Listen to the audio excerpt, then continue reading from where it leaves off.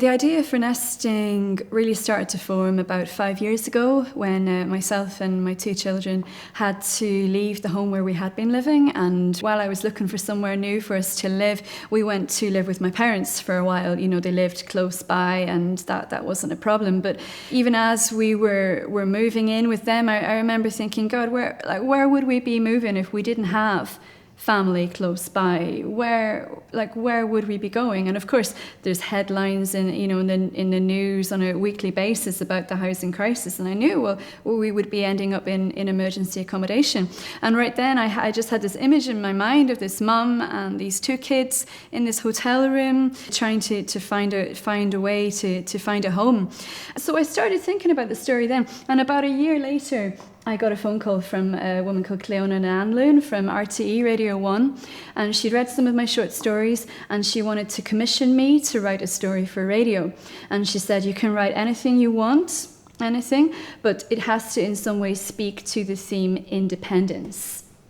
And yeah, I knew straight away what I was going to write. And so I wrote a story about this mom, Ciara, and her 2 children, Ella and Sophie, living in a hotel room, and it was called Present Perfect. And I just knew somehow that this story could speak to the theme of independence and what the loss of home, how that impacts on independence, but that it would also say something about love and family and resilience. And so I wrote this story. It was just a day in their lives, charting her struggles and small triumphs during the single day. And it was read for radio by Siobhan McSweeney. And that was it. The project was done. That was it. Everyone, said, it's lovely working with you, and that's it. Keep in touch.